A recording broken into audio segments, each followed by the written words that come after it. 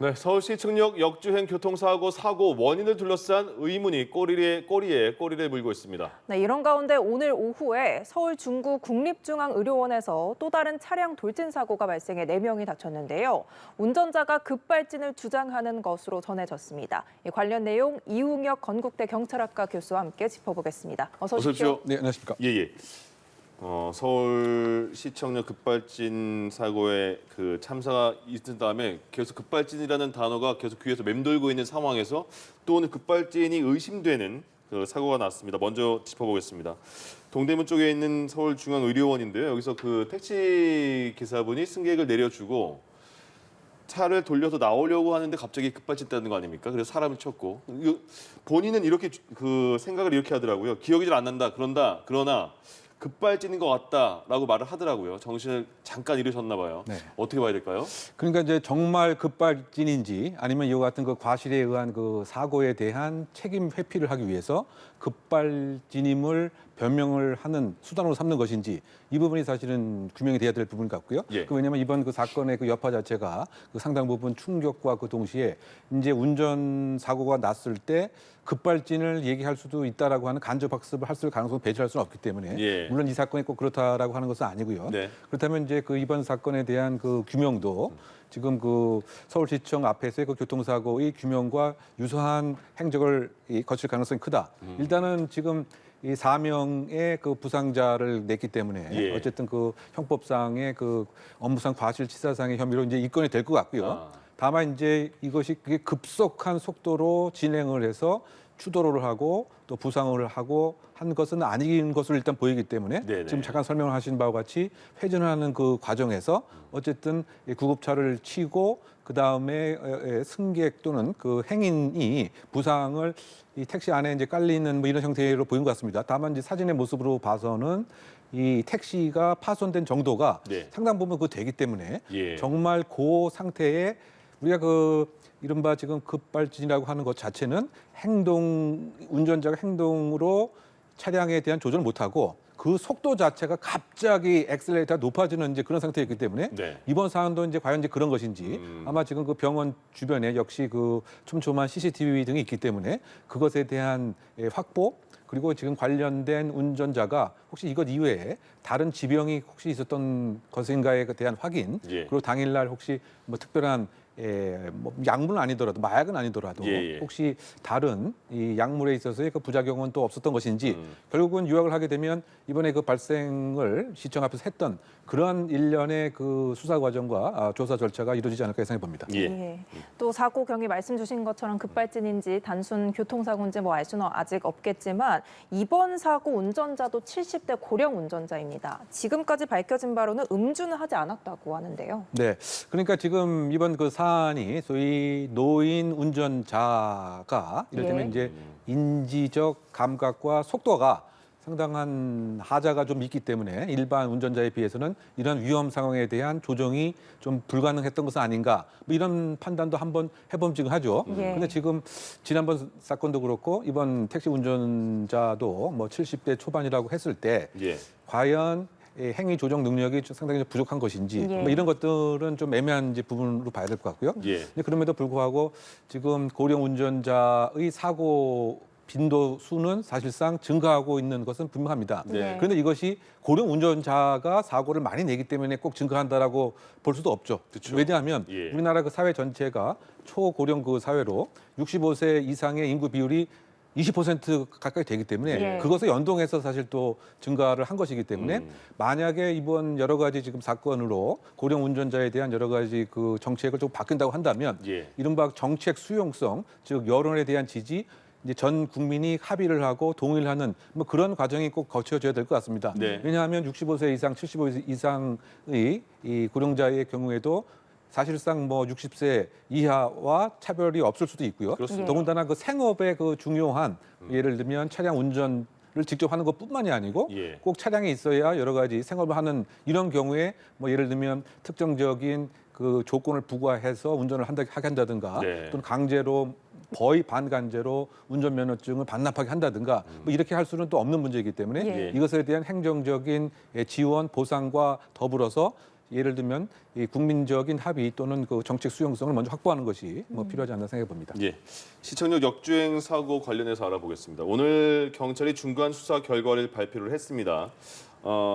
저희가 화면 준비되어 있으면 한번 보면서 말하면 좋을 것 같은데요.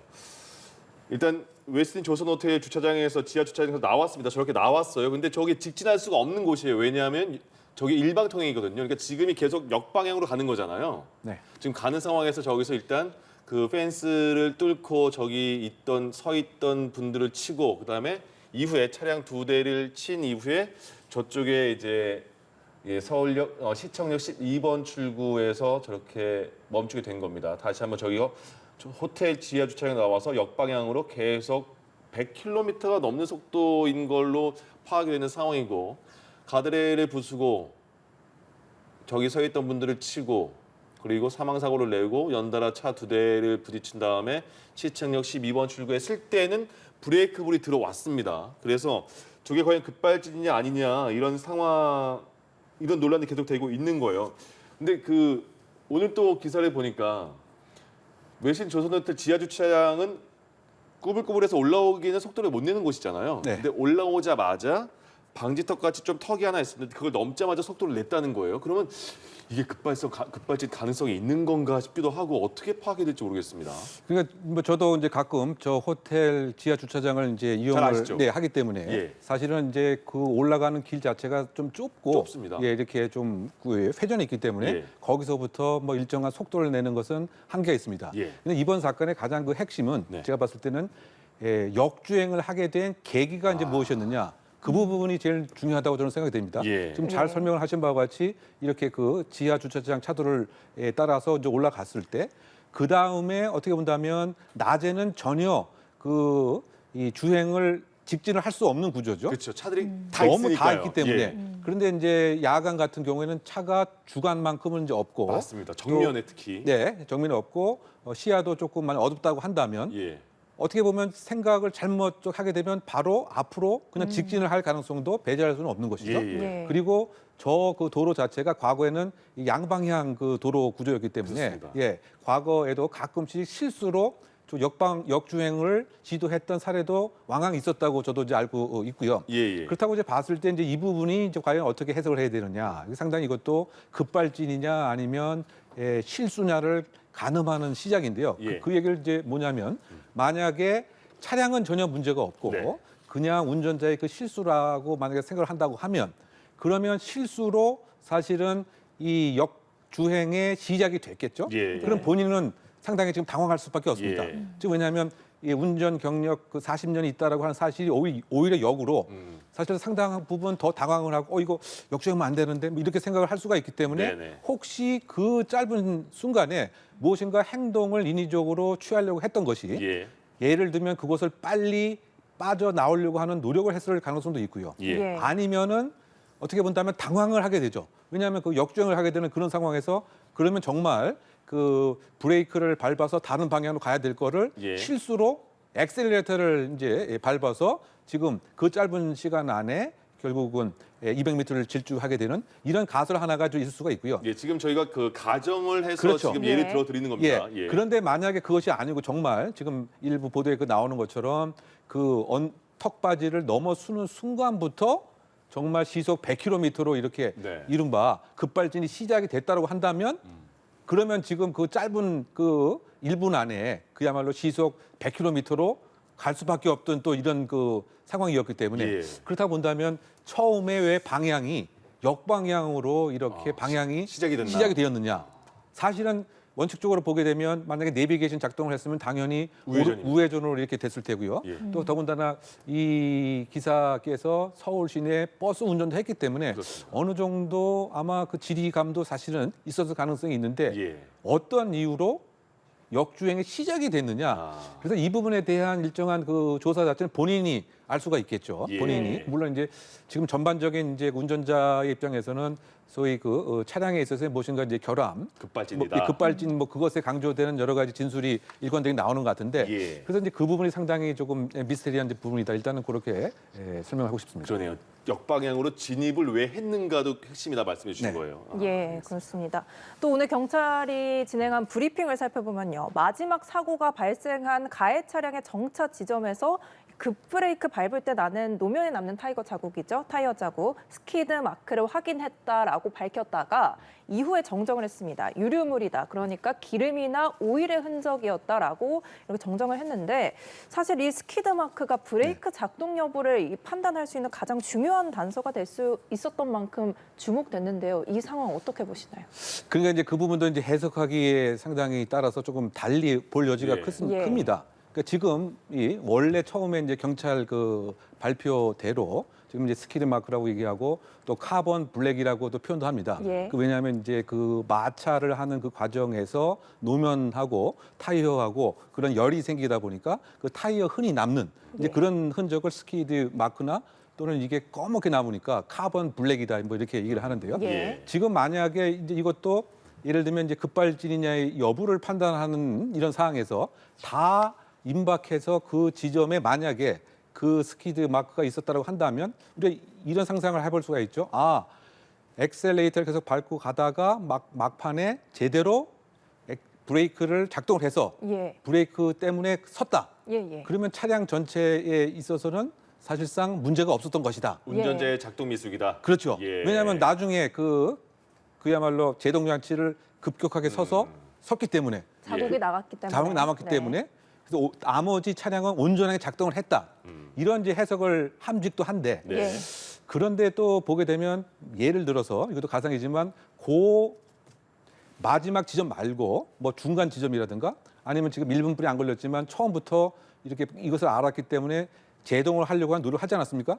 그러면 중간 부분이라든가 아까 우리가 했던 턱 부분에 예. 거기에도 사실은 만약에 스키드 마크가 있다고 한다면 블랙 아까 제가 말씀드렸던 네. 그것이 있다라고 한다면 이것은 거꾸로 차량 결함이라고 하는 얘기죠. 왜냐하면 운전자는 처음 중간에도 계속 이것을 네, 맞다. 그죠 브레이크를 제동하려고 노력을 했기 때문에 예. 계속 이제 그 자국이 남았다. 예. 이렇게 또 볼 여지도 상당 부분 있습니다. 예, 예. 그래서 저는 이게 처음에 그 경찰 수사 단계에서 이 도면에 예. 처음 그 몇 시간 지나지 않은 상태에서 이런 스키드 마크나 이런 제가 말씀드렸던 그 블랙 자국이 있는가를 빨리 좀 파악을 했으면 좋겠다 이런 생각을 전 하고 있었는데 예. 근데 또 비가 오지 않았습니까? 그래서 그것을 뭐 새로 찾는 이런 상황에서도 조금 아쉽다 뭐 이런 생각을 해보고요. 예. 근데 이것이 이제 과거에도 좀 이슈가 됐던 것이 그러니까 2022년 강릉에서 그 발생했던 예. 그 도연이라고 손자가 그 이제 사고를 당했고 할머니가 이 페달에 액셀레이터를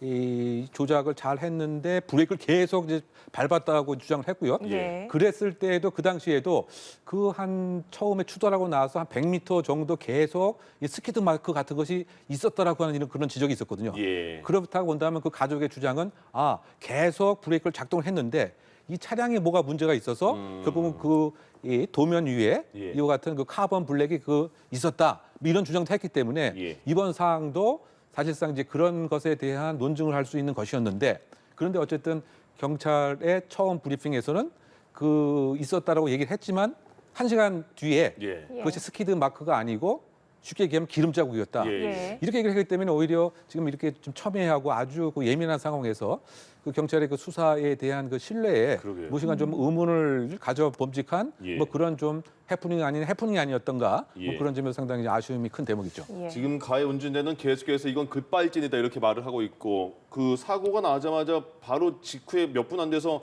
그 동료 같이 버스 운전하는 기사분께 연락해서 뭐 형님 저 급발진이었어 이렇게 전화까지 했다고 왜 그 긴박한 상황에 왜 전화 통화가 먼저 했는지 걸려왔는지 처음에는 먼저 했다고 하던데 어떤 상황에서 전화를 먼저 했는가 이것도 궁금하긴 한데 그 전에요 브레이크를 계속 밟았다고 이 사고 운전자는 주장을 하고 있거든요. 네. 근데 경찰이 오늘 그 사고 기록 장치 EDR이라고 한 걸 분석해 봤더니 사고 직전에 엑셀을 강하게 밟았다, 90%를 밟았다 이런 소견이 나왔거든요. 그리고 한 다른 언론사에서 나온 걸 보니까 똑같은 차량으로 시험을 해본 거예요. 브레이크를 밟았으면 뒷창문 위쪽에 또 다시 그 브레이크 등이 빨갛게 나온다 이거죠. 근데 지나가는 화면을 봤더니 그 등은 이 사고차에서 나오지 않았다는 거예요. 그러니까 브레이크를 안 밟은 거 아니냐. 밟으면 양쪽에 브레이크 등 추가로 해서 뒷 유리창 위쪽에 빨간불이 들어와야 되는데 그게 없다는 거거든요.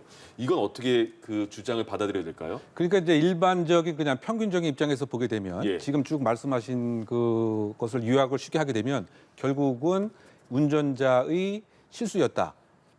소위 말해 작동을 잘못했다. 이제 그런 식으로 해석을 해봄직한 거죠. 그런데 반드시 이제 과연 이제 그러겠느냐. 그쵸. 그런 부분에서 상당히 이제 의문을 가질 수밖에 없는 게 예. 그 EDR이라고 하는 것이 결국은 사고 5초 전에 어떠한 이 조작이 기계에 있었는지 그것을 0.5초 단위로 이제 끊어서 나타내는 그거란 말이죠. 예. 근데 어쨌든 외관적으로 보게 되면 지금 시속 100km로 갔기 때문에 네. EDR에 그렇게 나타날 수밖에 없는 거죠, 사실은. 예. 그런 거 아닙니까? 그런데 여기서 가장 핵심적인 것은 이른바 그 급발진의 원초적인 원인 자체는 소위 그 컨트롤 제어 유닛, 그러니까 쉽게 얘기하면 이제 일렉트로닉 그 제어 유닛 자체가 무엇인가 지금 문제가 있어서 급발진이 생기는 것이거든요. 그렇죠. 예. 그것의 가장 원초적인 것은 예를 들면 소프트웨어가 무엇인가 하자가 있다든가 또는 소프트웨어를 구성하고 있는 납땜이 뭐가 문제가 있다든가 뭐 주변에 있어서의 무슨 전자파 때문에 그 제어 기능 유닛 자체가 작동을 안 한 그래서 지금 급발진을 해서 생긴 건데 예. 그러면 이와 같이 무엇인가 기계가 이른바 미쳐져 있는 상태의 EDR 기록도 믿을 수가 있겠느냐. 그러네요. 이것도 사실은 허위의 잘못된 그런 기록의 부산물에 불과하다. 예. 이런 논리도 또 그 가능한 것이기 때문에 예. 이것이 이제 EDR에 이를테면 악셀레라터를 90% 이상 눌렀다. 이런 모습이 나타나는 그거는 사실상 다른 오작동과 오류에 의한 결과라고 또 해석할 수도 이제 있기 때문에 예. 그래서 일부 이제 전문가들 뭐 외국에 있어서의 과학자들은 정말 이 EDR과 이른바 급발진의 원인을 규명하게 되면 이것은 그 노벨상도 받을 만하다라고 하는 그 얘기도 정도 그 어렵다. 나올 것까지로 지금 어떻게 보면 해석하기에 따라서 제가 아까 이제 스키드 마크도 그렇고요. 예. 이번 이제 EDR의 그 경우도 있기 때문에 결국은 이 부분에 있어서는 그 과학적인 결국은 이제 검증에 어느 정도 그 재판관이 예. 심증을 형성할 수 있겠느냐. 또 증거 능력으로서 이른바 그 감정 증인이라고 얘기하는데요. 그 엑스퍼트 위트니스라고 얘기하죠. 정말 또 때에 따라서는 뭐 외국의 정말 그 자동차 공학 박사들을 초빙을 해서 네. 예. 감정 평가를 거치고 소위 이제 원고와 피고 간에 이런 대립을 할 가능성도 저는 앞으로 이루어지지 않을까 생각해 봅니다. 예.